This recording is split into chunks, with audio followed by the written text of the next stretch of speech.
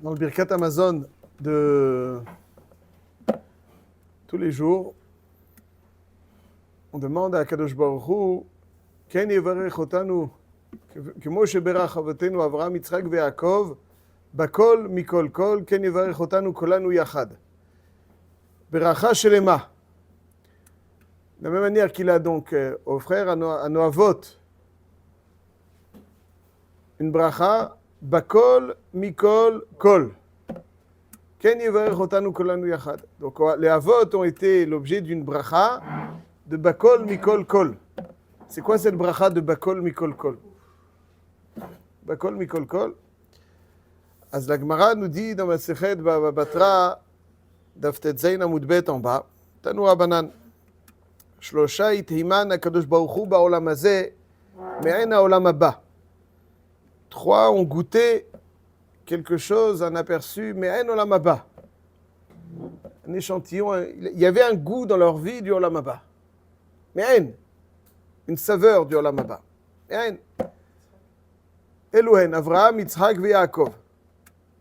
אברהם דכתיב בכל.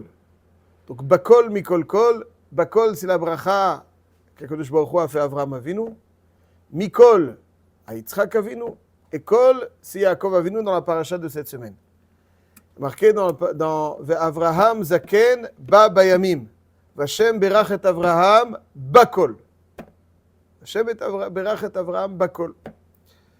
Donc Avraham Avinu a été l'objet d'une bracha qui était à Akadosh Baruch Hu Bakol.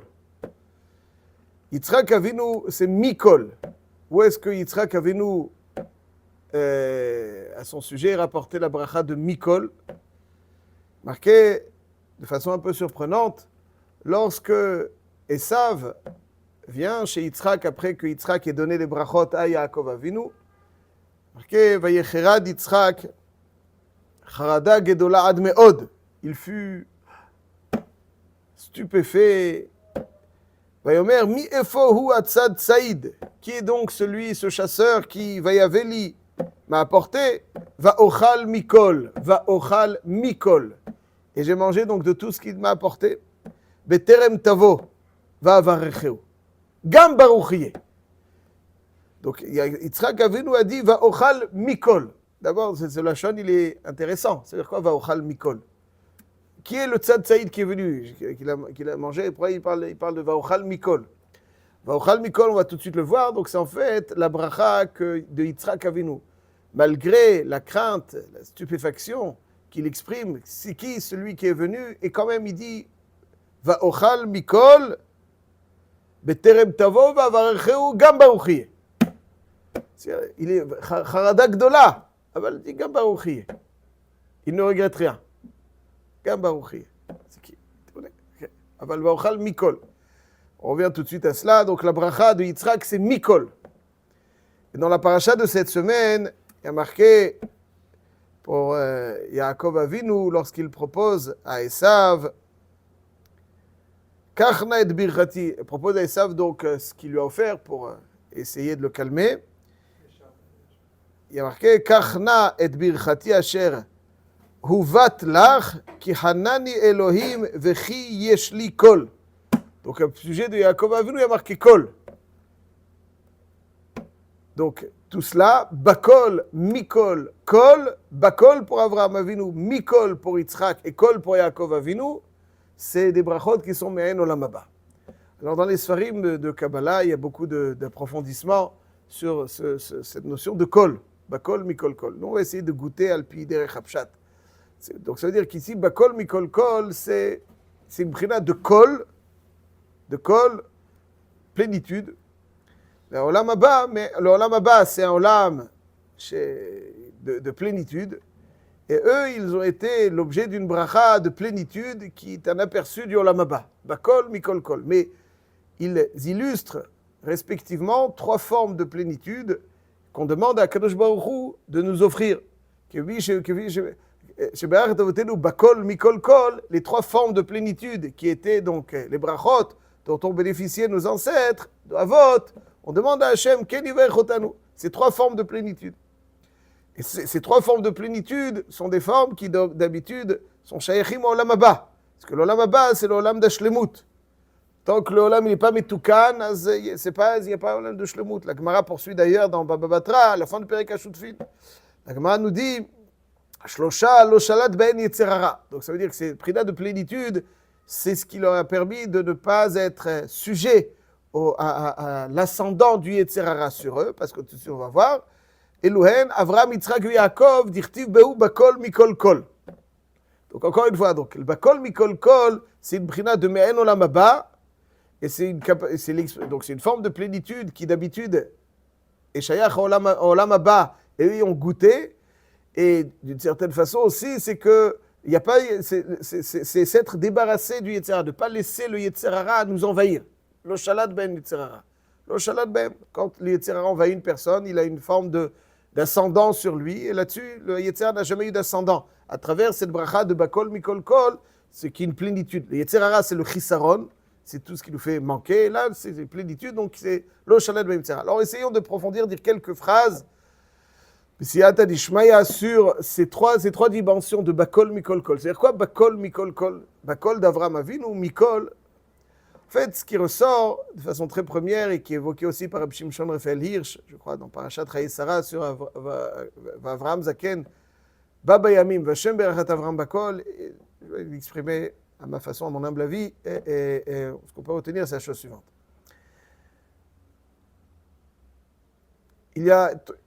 Le Yetzirara cherche toujours à faire sentir à l'homme une insatisfaction. Il y a une insatisfaction. Le Yetzirara, c'est celui qui s'acharne pour donner le sentiment à l'homme qu'il est insatisfait. Donc, c'est un petit peu ce qui lui injecte une forme de frustration, de tristesse. Je ne suis pas satisfait. Donc, quand quelqu'un n'est pas satisfait de ce qu'il fait suffisamment dans la Avodat Hashem, alors il est content de ce qu'il a fait, mais il veut encore plus. Il n'y a pas vraiment de frustration et de tristesse. Aval, de tristesse, ça veut dire de tristesse négative. Mais dans l'Olam Hazeh, le Yetzirara, il essaye toujours d'injecter à un homme, le sentiment de frustration et d'insatisfaction, qui va complètement un petit peu l'abattre, qui va lui donner donc la volonté de trop investir dans vouloir changer. Dit comme ça. Si quelqu'un a le sentiment que ce qu'il y a autour de lui, ce qu'il possède, ou en tout cas ce qui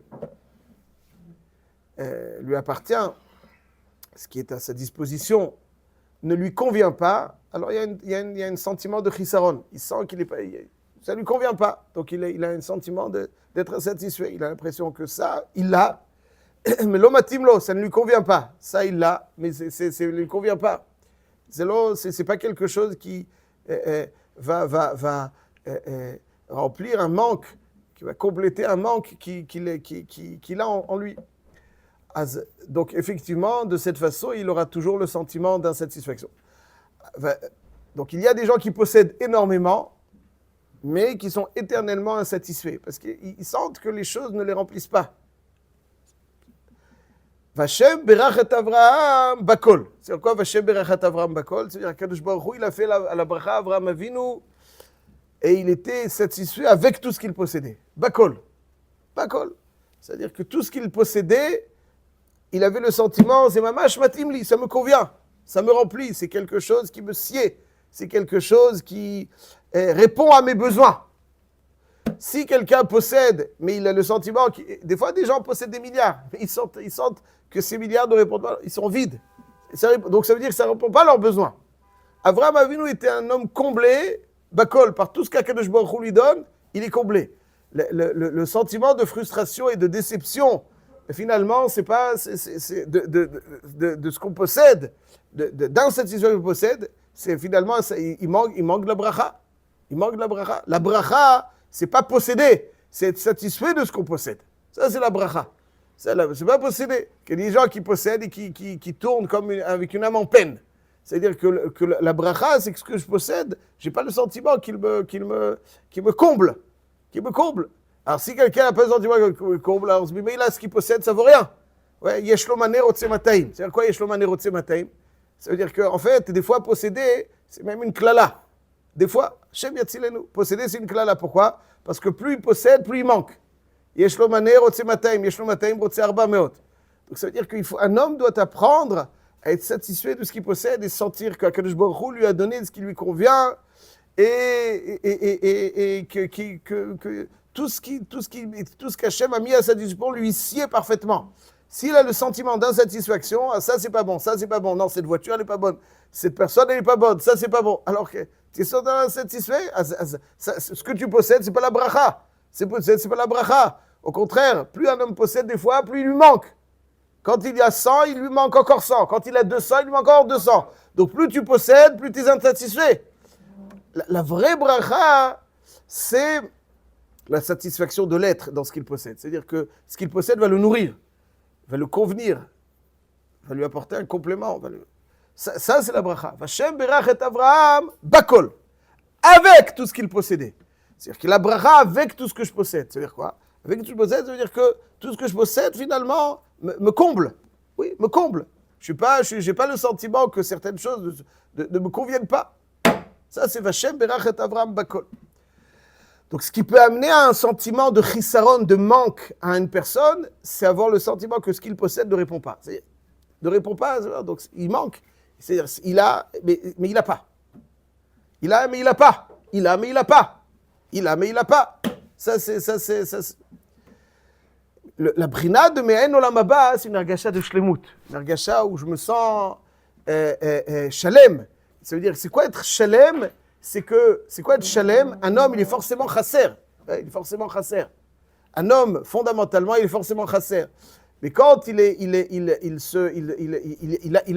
les choses qui le complètent, là, il est shalem. Donc, qu'est-ce qui complète un homme? Un homme est chasser. Hachem lui offre certaines choses pour le compléter.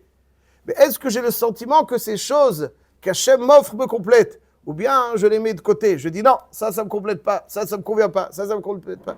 Ça, c'est Vashem Beret Avraham Bakol. C'est-à-dire, on peut posséder sans avoir le sentiment que ces choses-là que l'on possède nous apportent, nous comblent notre manque. Donc on est en manque, parce qu'ils ne vont pas nous satisfaire. Et la shlimut du Olam Haba, c'est avoir le sentiment qu'effectivement, ce qu'on possède comble. Donc il y a plus de chisaron, il y a une brina de shlimut. Ce qui peut aussi amener un sentiment de chisaron à quelqu'un, c'est les événements. C'est-à-dire un événement dans la vie non exploitable, qui ne sert à rien, qui nous a fait perdre du temps. Là, chisaron, quelqu'un a besoin de remplir son temps, de remplir sa vie, Et finalement, il y a des moments où on a le sentiment qu'il ne nous amène rien. C'était du vide. Il nous manque un moment dans la vie.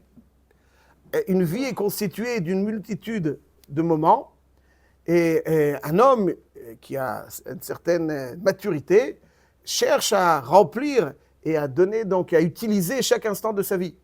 Et des fois, certains moments nous paraissent être des moments qui sont pas en notre faveur et qui donc sont des moments qui manquent dans la constitution de notre existence. Donc il manque quoi? Pas il manque un bien, il manque des moments de la vie. Des moments de la vie dont on a le sentiment qu'ils ne nous servent pas. Et où en tout cas ils nous ont servi à rien. Ils nous ont rien apporté. Il y a des moments de la vie qui nous ont apporté. Ça aussi, quand Yitzhak Avinu se rend compte de son erreur. Alors est-ce qu'il va dire donc, allez, ok, c'est une erreur. Il y a une erreur et puis finalement cette erreur ne m'a rien apporté, c'est une erreur. Allez, on continue. Il dit... Hein? Voilà, il faut être très discret. Mais je pense que, Chazak, la transformation de tout événement, même qui a priori est en notre défaveur, le transformer, l'utiliser favorablement. Même des avérotes, ouais, khalila, il faut tout faire pour ne pas faire des avérotes. Mais quelqu'un, des fois, qui fait une avéra, mais qui ensuite est capable de transformer la déception de la avéra en une force positive. Donc finalement, c'est ça, zdonot nasim kizruyot. Zdonot nasim kizruyot, ça veut dire qu'il ne faut pas avoir le sentiment d'une vie qui a eu des moments perdus, en tout cas. Il faut savoir exploiter chaque chose et le transformer en un moment qui nous enseigne et qui contribue à ce que l'on est. Il y a des moments qui sont, si on pense qu'il y a des moments stériles qui n'ont pas contribué. Donc, une vie est une succession d'événements qui sont là pour contribuer au devenir de l'être. Et si certains moments ne contribuent pas au devenir de l'être, donc il y a un manque en l'être parce qu'il y a un manque en les moments qui nous ont accompagnés. Et ça, on doit être capable de transformer toutes les imprévisibles, toutes les imprévus. Il y a des choses imprévues, des choses qui ne s'inscrivent pas dans nos projets, qui ne s'inscrivent pas a priori dans notre intérêt. La capacité à les transformer en des moments, oui, qui nous apportent et qui contribuent à notre réalisation. Ça, c'est Va'ochal Mikol. Ça veut dire Va'ochal, quelque part, Yitzhak consomme et sa tribu consomme. Et la nourriture, c'est quelque chose qui devient partie intégrante de nous, donc, qui contribue à notre énergie. Yitzhak Avinu, son corps, c'est d'être Ochel Mikol, de tout. Ça veut dire qu'il y a des moments dans la vie où on avait c'est des zones vides. Rien. C'est faux. Il faut être capable de prendre chaque moment dans la vie et le transformer et dire, voilà, ce moment-là, j'en tire un enseignement, je tire quelque chose. Il y a quelque chose que je suis aujourd'hui de positif, même s'il y a eu des choses qui paraissent être moins positives. Ça, c'est Va'ochal Mikol. Il faut savoir ne pas vivre avec ce manque dans les moments, parce qu'on peut transformer chaque instant, ça dépend de nous, de notre état d'esprit, chaque moment le transformer en un moment qui va contribuer à ce que nous sommes, ce que nous allons devenir. Et l'un des chisronotes de l'homme, c'est un des chisronotes aussi des moments de sa vie. La shlemut, c'est avoir pu profiter, ça c'est me'an olam haba, avoir pu profiter de chaque instant de sa vie. Va'ochal mikol, c'est-à-dire que, pourquoi Yitzhak précise ça? C'est qui ce tzat saïd?